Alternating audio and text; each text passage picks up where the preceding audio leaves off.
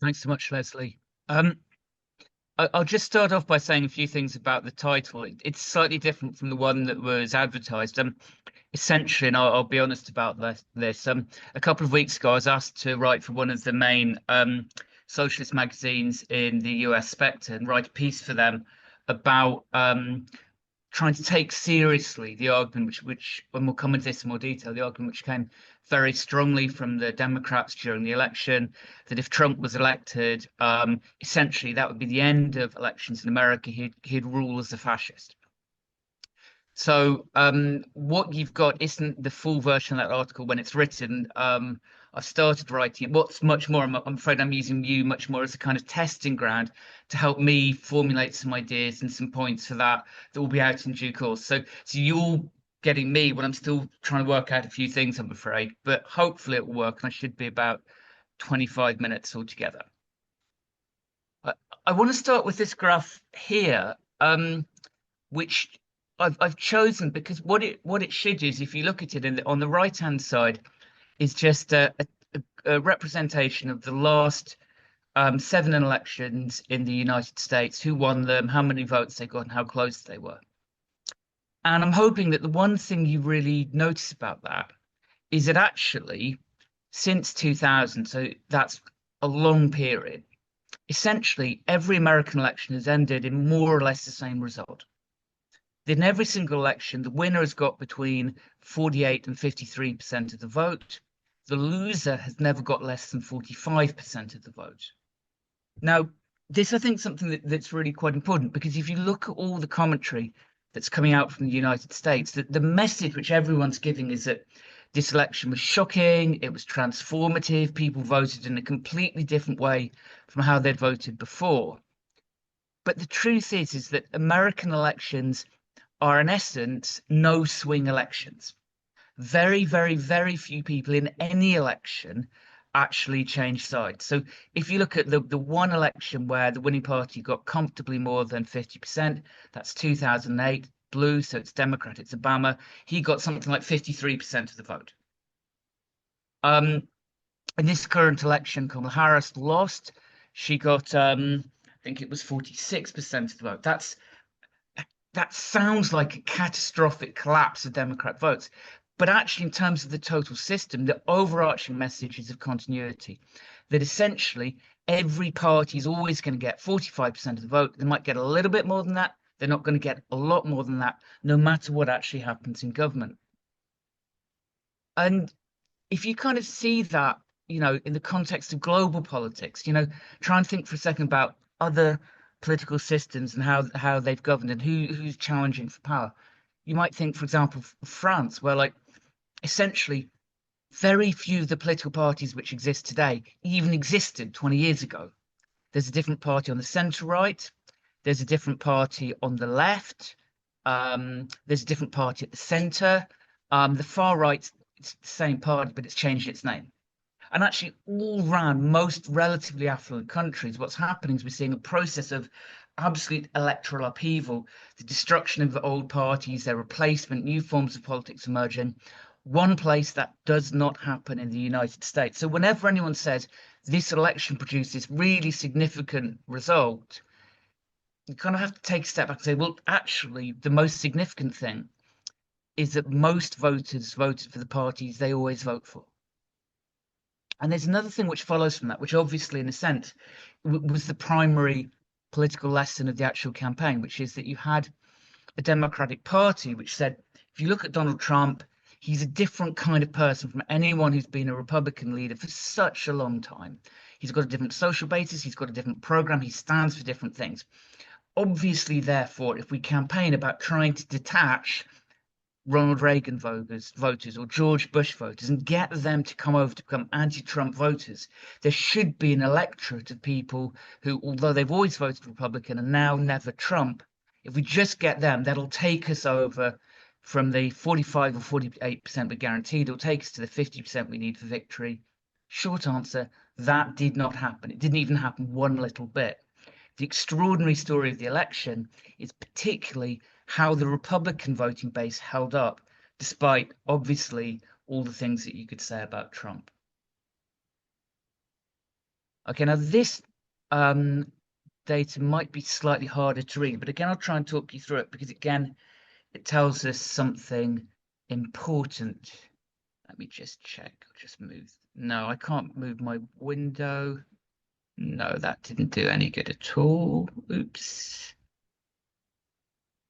Right. So the thing that I want you to notice, if this is all right, is how this is basically a map of all the elections in developed countries since 1950, so a very long period of time.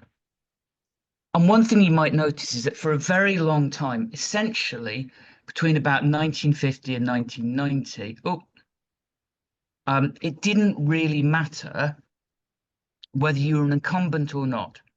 In other words, if you look at the graph, essentially some incumbent parties increased their vote, and that's why they're above that zero mark in the middle of the page. Some did worse, that's why they're below.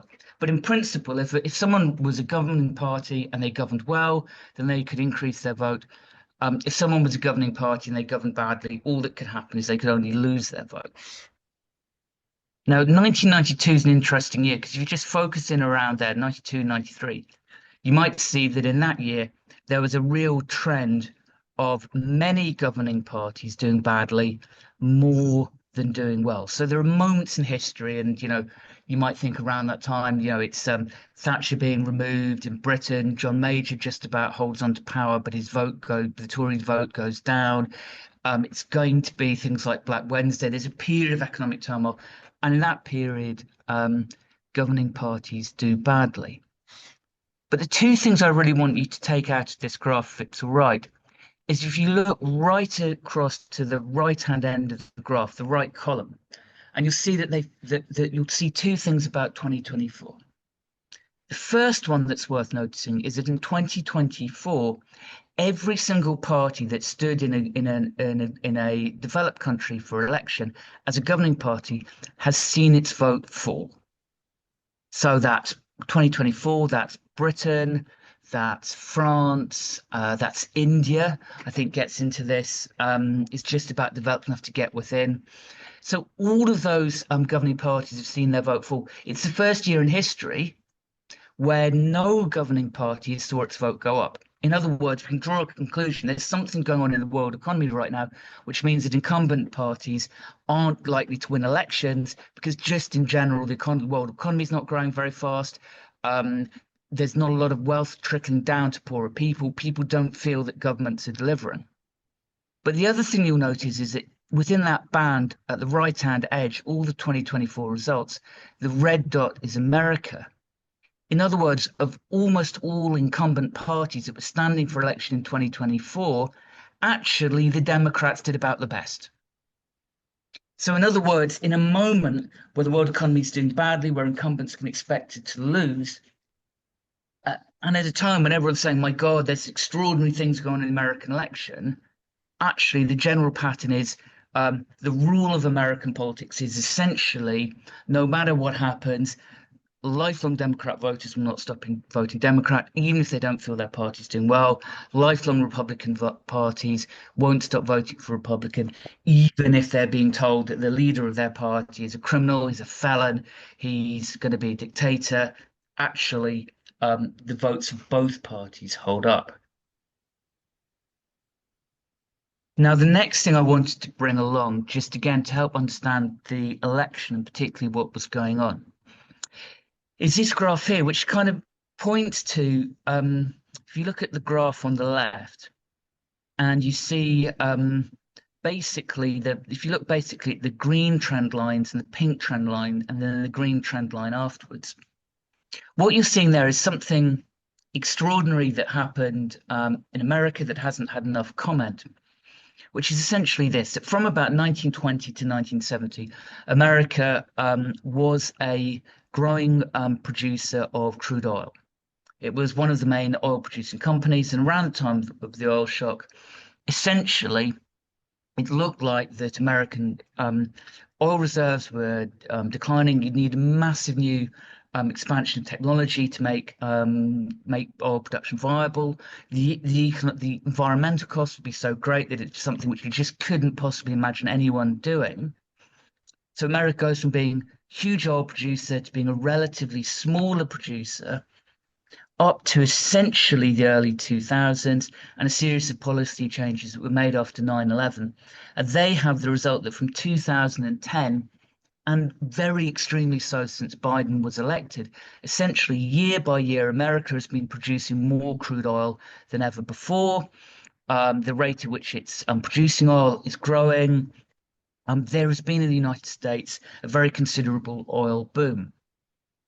So again, one of the real sense of like anger and frustration you get when listening to Democrat strategists talking about the people, they say, why aren't the people more generous towards us? Why don't they like cut us some slack? We've delivered this oil boom to them, which has made the country richer. Jobs have grown, salaries have grown. Surely, in those contexts, we should have won the election because the people should have been happy with us. We made the average American citizen richer.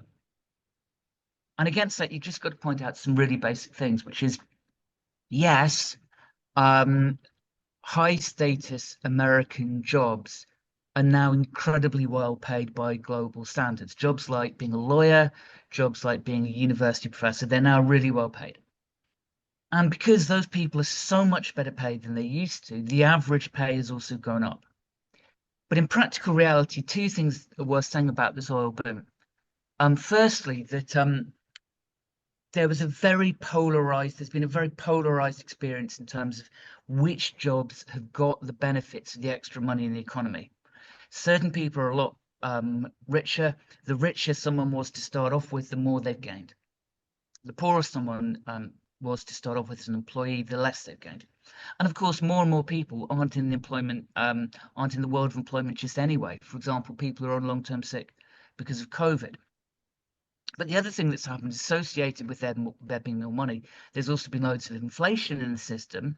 So even where people have seen a modest uptick in their wages, very often that hasn't kept pace with inflation. So there's a large set of voters who just saw this Biden boom as being all about the rich, not being about them, and not delivering for them. Which takes us to the next slide I've brought along. What I want people to notice here is what this graph tries to track is two different things going on at once, and it tries to map out how the United States has been polarized in terms of voting around education, and how the United States has changed in terms of the relationship between wealth and voting. Now, first on education, there's a really, really strong process by which the more educated people are, the more likely they are to vote Democrat. The younger they were when they left full-time education, the more likely they are to vote Republican. These processes have been going on a long time. There's essentially been a massive swing, more than 10% in terms of how higher educated people are now more likely to vote Democrat, and therefore people who left education earlier are less likely to vote Democrat. And obviously that's a partial proxy for class. It's only a partial proxy. You know, it's still the case that, for example, most managers in the United States who work in any old job across the whole country, most of them don't have first degrees. It's still the case there are an awful lot of people who do white collar working class jobs like nursing, for which you need a lot of education, but you don't get a lot of pay. So that there's a really big polarization around education, and that drives all the things we've seen around the culture wars that we're all familiar with. There's been a smaller polarization around wealth. But even there's an unmistakable pattern. And if you just fix at the top right-hand corner, what's happened is the gap around wealth is not as big as the gap around education. The gap between the parties is a lot smaller. But if you just focus at the top right-hand of that graph, what you're seeing essentially is a story of how the Republicans were in 1996 the kind of party which people in Britain would assume them to be, i.e. a party of people who've got high education and high income. The what's happened is over a period of 30 years, that's flipped. And essentially, with a much bigger gap over education and over income, the gap around income is small, but it has become the case that the Democrats are now fractionally a party of people who are higher education and higher income. You could say they've become like a Brahmin party, is a phrase that you often hear being used about the Democrats. And given that the Democrats are supposed to be a left liberal, centre to leftist centre party, it should be obvious. Centre left parties which lose significant parts of their working class electorate lose elections. And that's exactly what we're seeing in this graph. The Democrats essentially losing a group of voters because in practice they had very little to offer them.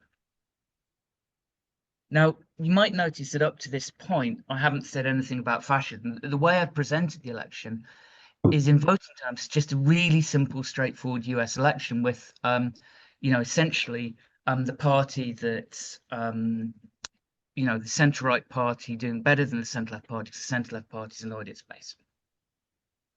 The reason why things are more important than that, and why I think Marx has got something distinctive to say, is because of this argument that the Democrats were making that Trump was a fascist who wanted unchecked power, and that if he was elected, he would rule in a way which was unlike all previous US presidents. Now, I mean, Kamala Harris's explanation of this, I don't think was that persuasive or that rational. Certainly, it wasn't persuasive. It didn't motivate voters. But it's also the case that when she put the argument, she pulled together a bunch of different things, some of which were rational and serious, and some of which just were likely to antagonize voters and were badly thought through. Obviously, she was making allusions to what had happened at places like in moments like Charlottesville, the 6th of January, the March from Capitol Hill. Those were the moments where Trump had governed previously and felt like a fascist, and she was alluding to them.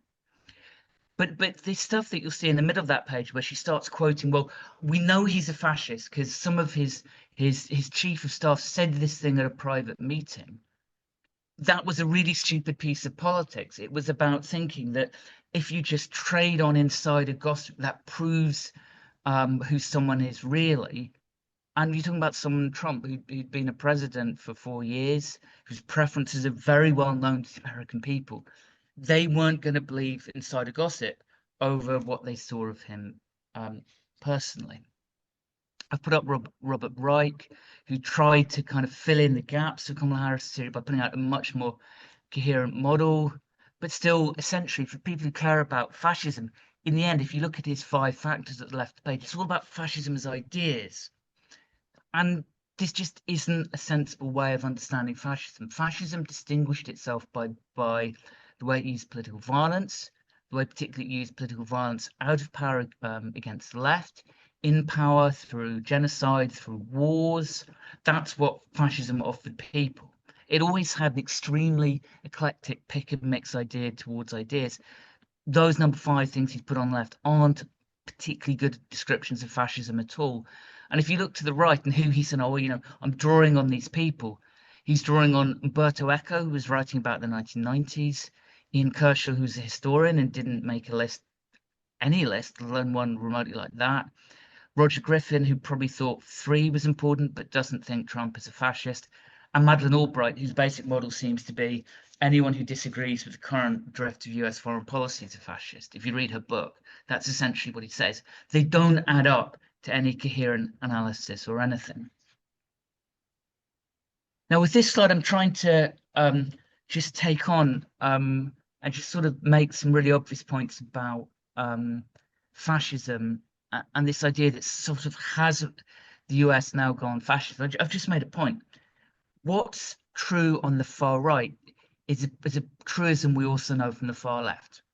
If we want to have a fully social democratic society, a communist society, we know that that takes more than electing 325 people into parliament and giving them a majority.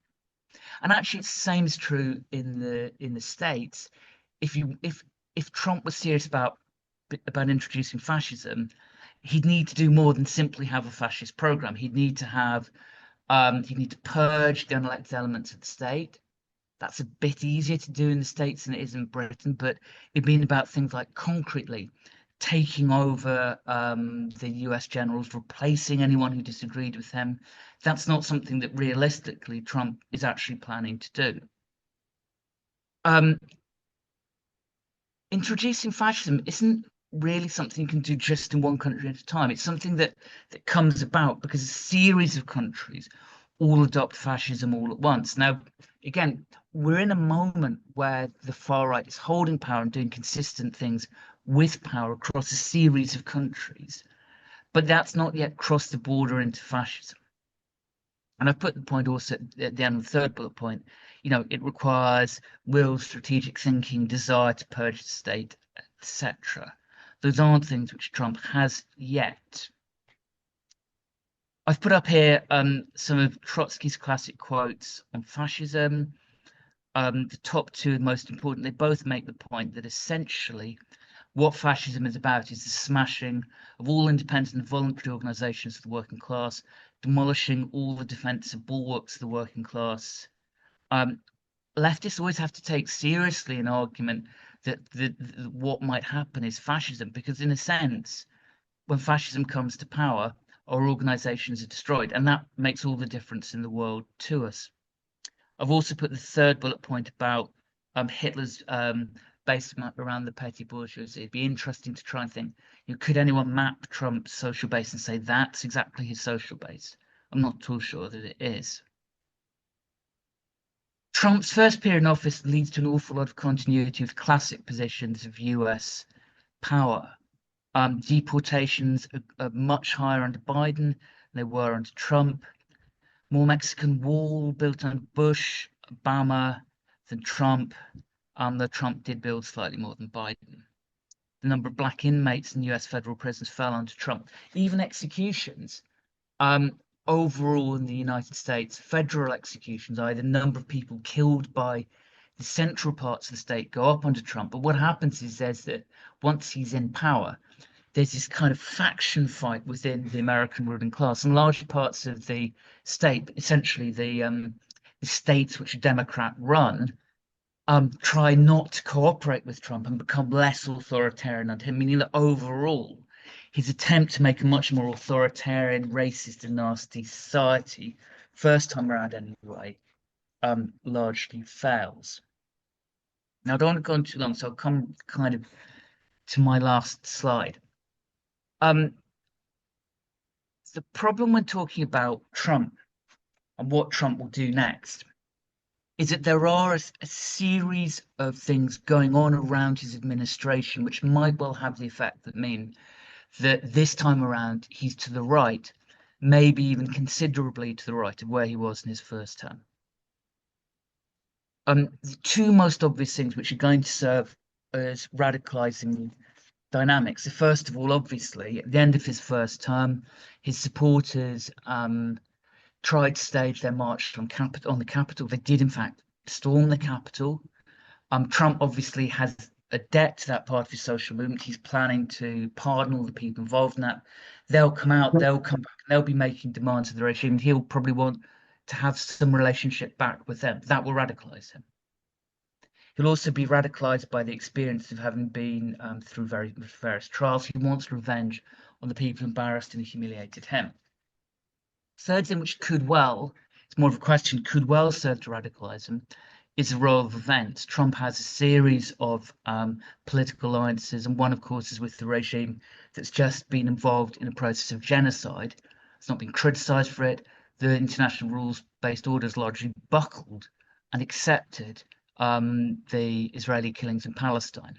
That clearly will have an effect back in the United States in terms of legitimizing the most chaotic and destructive bits of Trump's presidency. So there are ways in which Trump may well radicalize to the right. It's wrong to think of Trump as just this stable person who is a thing and represents a form of politics at all times. Even the fascists of the 1920s and 1930s didn't start off as fascists, but were brought there by events. So the regime could well radicalize. It's not impossible or stupid or reckless to say it could be significantly worse than last time around. And in parts of the states, it is going to be even worse than last time around. And yet the big picture is that so far he's not governed as a fascist. Significant events need to happen before that becomes something real and imminent and immediate. And really, the last question, I'm really much more putting it back to the room than trying to say there's any nice sort of simple answers here. It's really this. In the 1920s and 1930s, the overreach by a generation of fascists who'd gone far beyond what people in most countries wanted created anti-fascism, created mass resistance, created huge anti-fascist majorities in countries like initially Austria, then France, Spain, Britain. We saw united fronts in some countries, popular fronts mobilizing hundreds of thousands of people to reject those sorts of politics. In lots of ways, we didn't have a left before the 1930s. We didn't have a left as a single organic collective in which different strands of opinion would look to each other and expect each other to unite when they felt that we were under attack.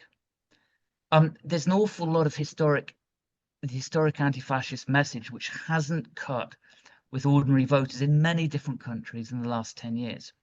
The places where that message has still connected are relatively few. It's places like France.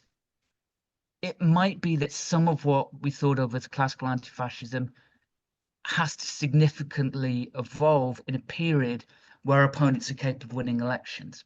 So anti-fascism might well have to change, but it is the case that as this sort of politics grows, it will create people who are absolutely hostile to it, absolutely opposed to it, looking for something better, and there will be opportunities for a principled left to say, look, you know, we stand for something that is the complete utter opposite of Trump, his allies, and all they stand for.